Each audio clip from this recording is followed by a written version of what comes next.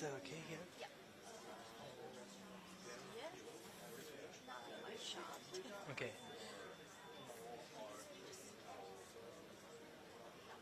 So, yeah. Here is okay. Yeah, no. If I go zooming, it's fine. But if I go wide. Okay.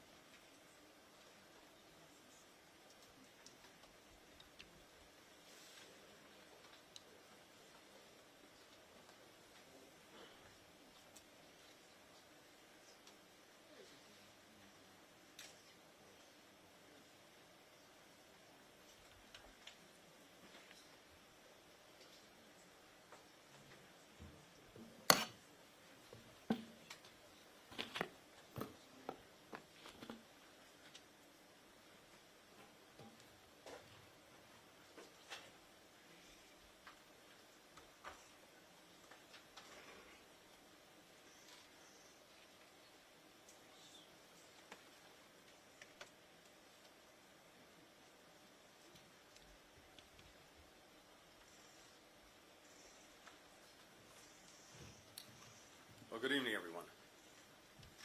10 months ago, I traveled to the People's Republic of China at a time of profound tension between our countries, with the aim of stabilizing the relationship, reopening and strengthening our high-level channels of communication. Over a series of candid and constructive conversations I had then with President Xi and other senior officials, I made clear our policies and intentions and identified issues of shared interest where we might work together. Those discussions, which were followed by additional senior-level visits and meetings between our governments, helped lay the foundation for a productive summit between President Biden and President Xi in San Francisco at the end of last year. Our leaders agreed on concrete steps to cooperate on issues that matter to our people and matter to the world, and reduce the risk of misunderstanding and miscalculation. In the months since then, we focused intensively on advancing those commitments. I returned to China this week to take stock of where we've made progress and where more needs to be done so that we can deliver tangible results for the American people. That's been the focus of my meetings over the last 2 days with President Xi, with Director and Foreign Minister Wang Yi, with the Minister of Public Security, Wang Shouhong, and the Shanghai Party Secretary, Chen Jining. Since the Woodside Summit, we've advanced our cooperation on fentanyl and other synthetic drugs, the #1 killer of Americans between the ages of 18 and 45. Specifically, the PRC has issued a public notice to industry. It's taken enforcement action against some companies that produce precursors. Those are the chemical ingredients that make up synthetic drugs. And the U.S. and China have set up a joint counter-narcotics working group to collaborate on policymaking and on law enforcement and to share technical expertise. Thanks in large part to the working group's efforts, China is providing information to international law enforcement that can be used to track and intercept illicit drugs and their precursors. And our two governments recently agreed to share best practices on closing loopholes in our financial systems that the drug traffickers and other criminal enterprises use to launder money. So this is important progress, but more needs to be done. In my discussions, I underscore the importance of the PRC taking additional action, in particular by prosecuting those who were selling chemicals and equipment used to make fentanyl, meeting its international commitments to regulate all of the precursors that are controlled by the UN Commission on Narcotic Drugs, and disrupting illicit financing networks. Since the Woodside meeting between the presidents, we've also resumed direct military-to-military communications at multiple levels, something that I made a top priority for my meetings in Beijing last year. U.S. and PRC defense officials met for 2 days at the Pentagon in January. Earlier this month, our two countries' air and naval forces held talks aimed at ensuring safer interactions. Last week, Secretary of Defense Austin had his first video call with Minister of Defense Don Jun. Direct, open, clear lines of communication like these are critical to avoiding miscalculations. I'm pleased to announce that earlier today, we agreed to hold the first U.S. PRC talks on artificial intelligence, to be held in the coming weeks.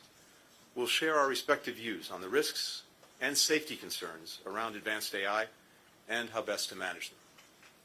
We also spoke about ways that we can continue to grow people-to-people ties between our countries, particularly educational exchanges.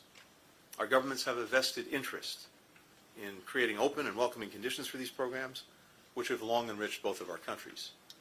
As you know, I had a chance to meet yesterday with a few dozen American and Chinese students who are learning side by side at the NYU Shanghai program, as well as in other joint U.S. PRC university programs in China. I heard how the experience has deepened their knowledge inside and outside the classroom and forged ties that will last well beyond their shared educational experience.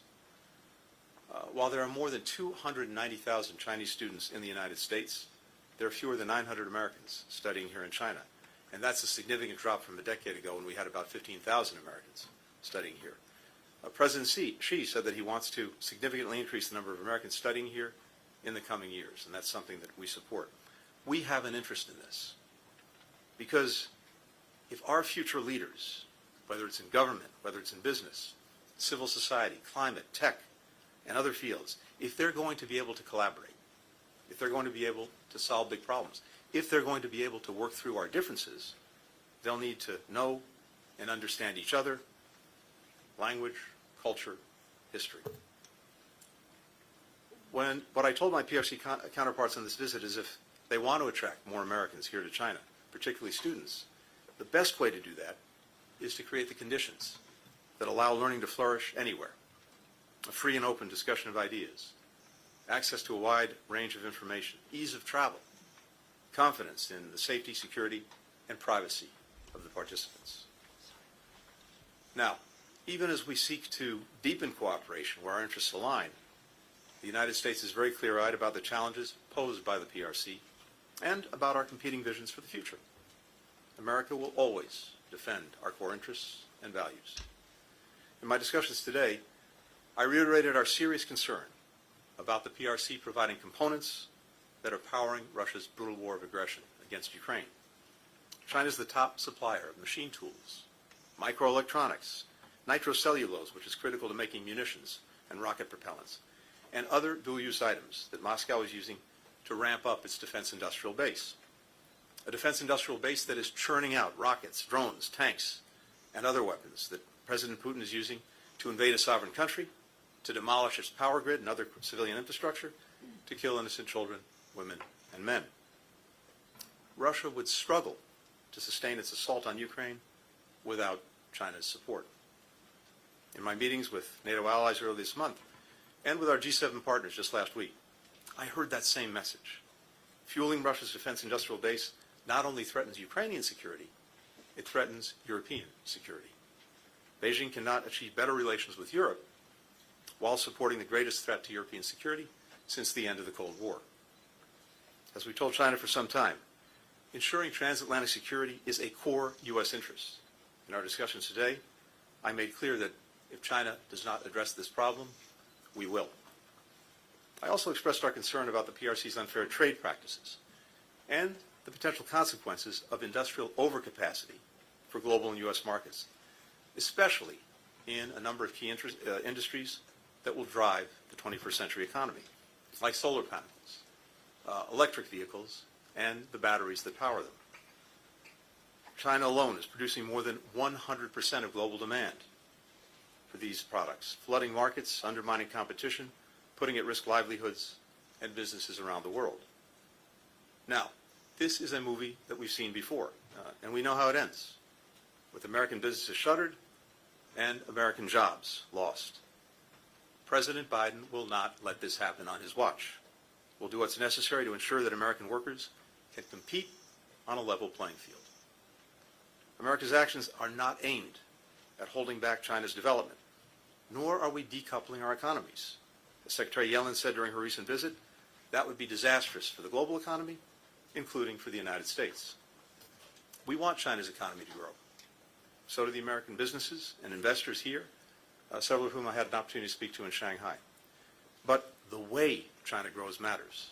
As I told my counterparts, that means fostering a healthy economic relationship where American workers and firms are treated equally and fairly. In today's meetings, I discussed the PRC's dangerous actions in the South China Sea, including against routine Philippine maintenance operations and maritime operations near the Second Thomas Shoal. Freedom of navigation and commerce in these waterways is not only critical to the Philippines, but to the U.S. and to every other nation in the Indo-Pacific, and indeed around the world.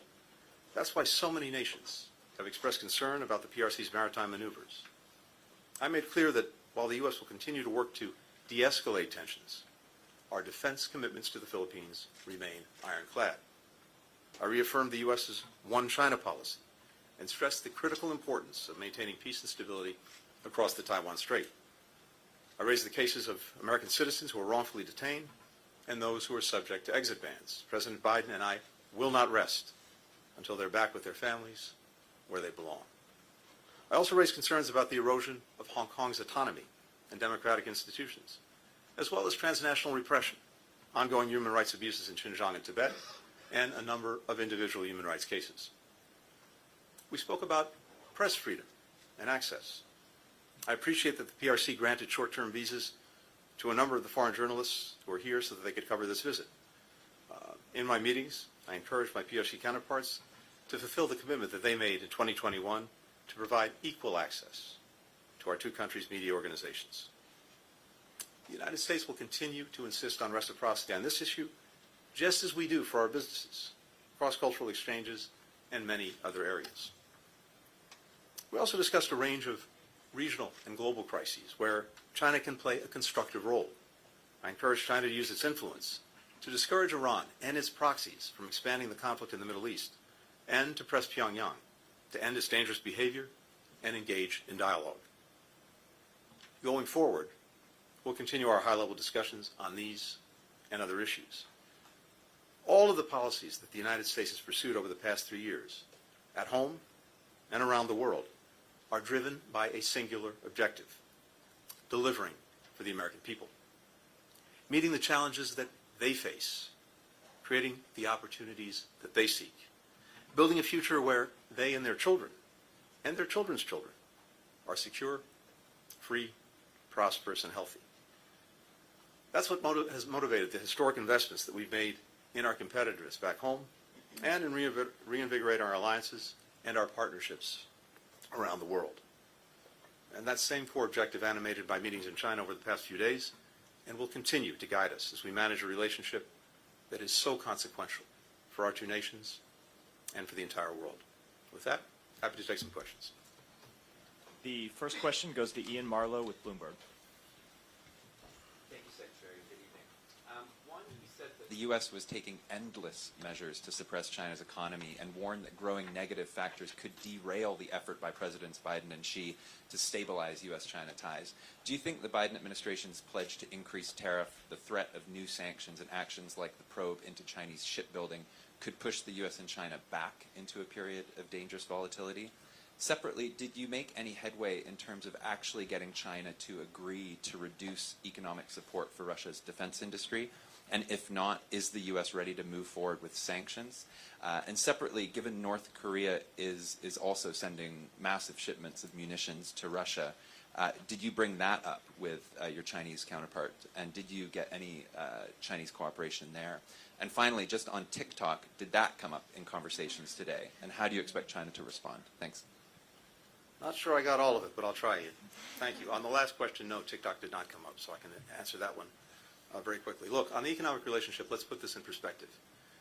The United States remains the largest market for Chinese products of any country around the world.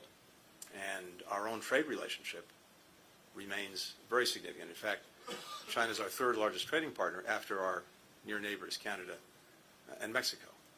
And as I heard from American businesses, American investors in Shanghai, there remains a very strong interest in working in this market, provided that we have a level playing field and a fair shot. When we do very well. But when we're looking at the question of tariffs, 301 measures, et cetera, what we're focused on is practices engaged in by China that are unfair and undermine our businesses and our workers. And this question of overcapacity is the one that is front and center. China is responsible for 1/3 of global production, but 1/10 of global demand. So there's a clear mismatch. And when you have products that are produced here and produced in a way that's heavily subsidized, heavily supported in other ways, and that allows those products then to be sold at low prices and sometimes below market prices in other countries, pushing businesses from those countries out of business and having potentially devastating effects on communities, on workers, on businesses, that's something that we have to, will, and are standing against. But the other important thing is it's not just us. This is a concern that I've heard around the world, and notably from European partners, and this came up in conversations just a week ago when we had a meeting of the G7. So this is not about containing China. It's not about cutting off trade or investment. Again, as you heard Secretary Yellen say, this is important to us and to many other countries around the world. But we want to ensure that it proceeds fairly and in a way that doesn't have these unfair effects on our industries, on our workers, and on our companies. And again, that's something that's shared across the world. When it comes to China's support for Russia's defense industrial base. All I can tell you is I was extremely clear about our concerns in some detail, but we'll have to see what actions follow from that. Now, I think China has demonstrated in the past when it comes to Russia and Ukraine that it can take positive action. You'll recall that well over a year ago, we had concerns that Russia was considering the possible use of a nuclear weapon. And I believe that China's voice was important in, at least at that time, moving Russia away from that possible course of action. But now it is absolutely critical that the support that it's providing, not in terms of weapons, but components for the defense industrial base, again, things like machine tools, microelectronics, where it is overwhelmingly the #1 supplier to Russia, that's having a material effect in Ukraine and against Ukraine, but it's also having a material effect in creating a growing threat that Russia poses to countries in Europe, and something that has captured their attention in a very intense way. And as I said, TikTok did not come up. Thanks. For the next question, Wong Lu with the paper. Thank you, Secretary. I'm Wang Lu from the paper. We observed intensive interaction between China and the U.S. at various levels since the USI summit last November, as well as intensive interactions with Chinese officials and people during your visit. With the U.S. election agenda gradually dominating American politics, there is the need for various parties to demonstrate their strong stance on China to secure votes, leading to negative sentiments and action regarding China. So in this context, how can we safeguard and effectively implement the achievements made by both sides during this period? Also, minimizing the influence of campaign-style rhetoric and fostering more goodwill to stabilize Sino-U.S. relations. Thank you. Thank you. In my job, I don't do politics. I focus on policies, and that's what I've been doing here. At President Biden's instruction, trying to carry forward the agenda and the agreements that were reached between President Biden and President Xi in California at the end of last year.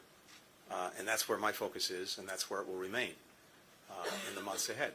And as I said a few moments ago, we've seen important progress on that agenda in the time since the meeting between the two presidents, including on counter-narcotics, including on military-to-military ties, communications, including now on the dialogue that we've just announced on artificial intelligence, as well as on people-to-people exchanges and connections between our countries.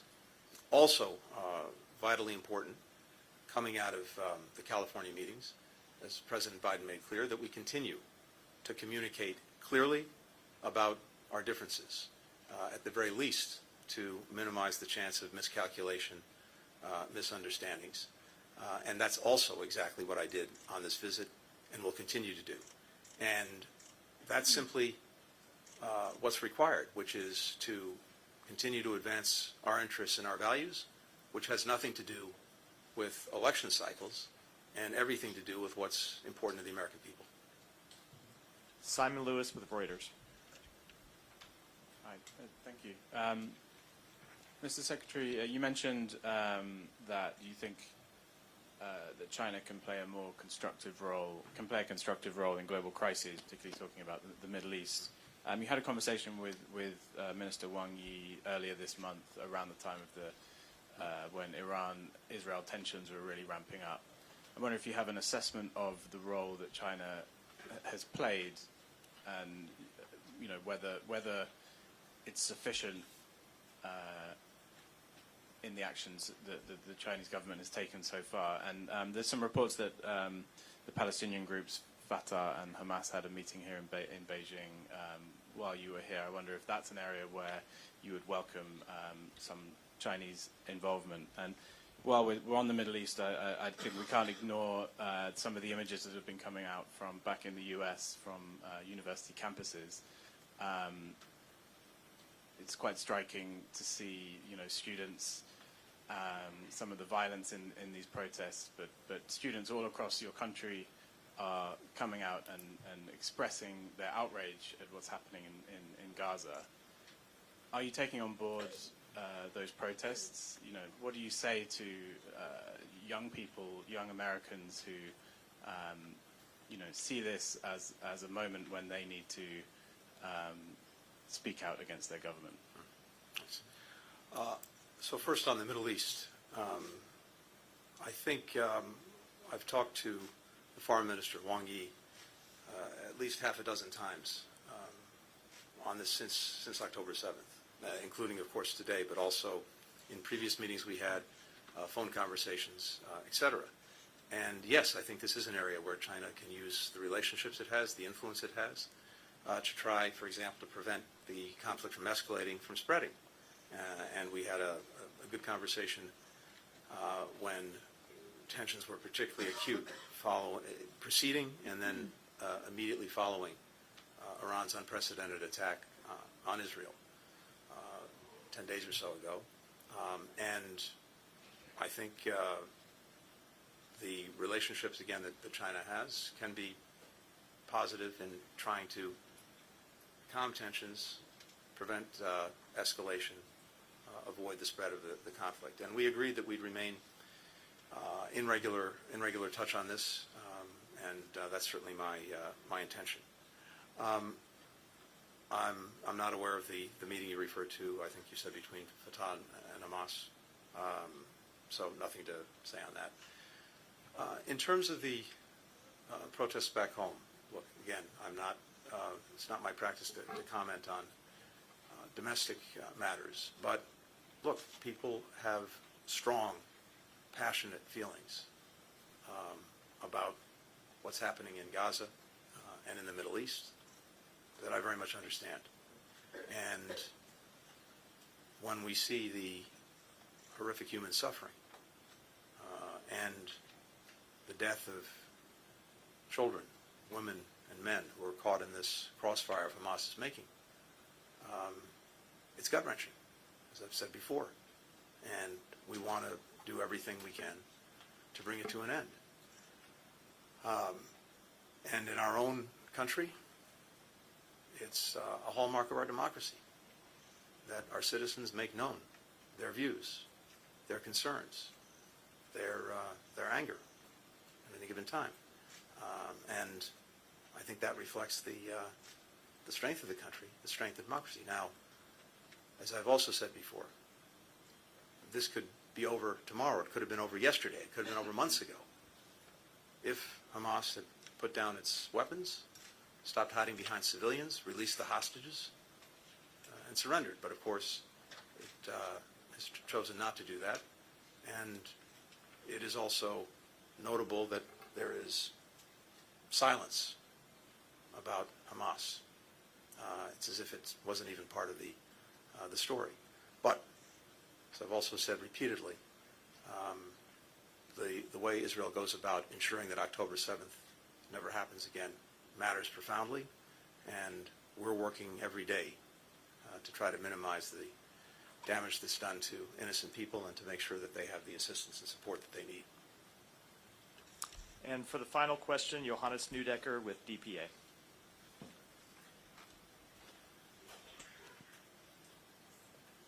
Thank you. My question was basically just asked, but Good, thank you. I'm just going to ask another one. You said that you also require countries in Europe to, kind of join the plans to prevent China from supplying military or dual-use goods to Russia. What do you expect from these countries? How should they act now? It's not what we expect of them. It's their profound concerns about the actions that Chinese enterprises are taking to support Russia's defense industrial base, because this goes not only to the immediate threat posed by Russia and its aggression against Ukraine, it goes to a medium and long-term threat that many Europeans feel viscerally that Russia potentially poses to them. And so what I heard in my conversations last week at the G7 meetings, before that at NATO, was a shared concern about this. I had detailed conversations with a number of European leaders about their concerns, including President Macron in France, German counterparts, British, many others, Italian. And I think all of us are looking to China to take steps to curb this action. And we're also, as I said, looking at the actions that we're fully prepared to take if we don't see a change. We have, in case of the United States, we've already imposed sanctions on more than 100 Chinese entities, export controls, etc. And we're fully prepared to act, take additional measures, and I made that very clear in my meetings today.